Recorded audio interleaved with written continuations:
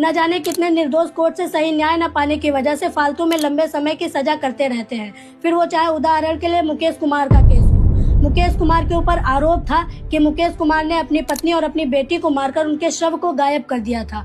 फिर वो चाहे उत्तर प्रदेश के ललितपुर के विष्णु तिवारी का केस हो। विष्णु तिवारी को हरिजन एक्ट के अंदर 14 साल अंडर ट्रायल प्रिजनर बनकर रहना पड़ा हो।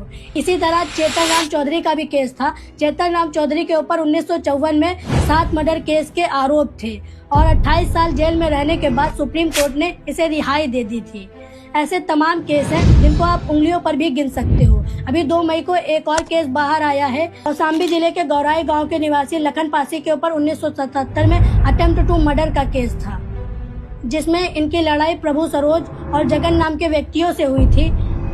लखन के कथनानुसार 10 से 12 लोग शराब के नशे में इनके घर पर आए और लाठी डंडे से मारपीट शुरू कर दी और उसी मारपीट में प्रभु सरोज को चोट लग गई और कुछ दिन बाद प्रभु सरोज की मृत्यु भी हो गई। फिर पुलिस वालों ने लखन और लखन के दोस्त कलेश्वर, कल्लू और देसराज के ऊपर केस कर दिया और 1982 में प्रभु सरोज की हत्या के बाद इन लोगों को आजीवन कारावास के लिए डाल दिया गया। लेकिन इसके विरोध में लखन ने इलाहाबाद हाईकोर्ट में एक अपील दायर करवाई, जिसकी पैरवी इनकी बेटियां कर रही थी और 43 साल बाद 2 मई 2025 को इनकी रिहाई कर दी गई। अभी लखन 103 साल के हैं और ये जब जेल गए थे तब न्याय के देवी के आंखों पर पट्टी बंधी हुई थी। जब न्याय के देवी के आंखों से पट्टी खुली तब इनकी रिहाई हुई। इस मामले ने भारत में न्याय व्यवस्था को दिखा दिया है कि भारत की न्याय व्यवस्था कैसी है।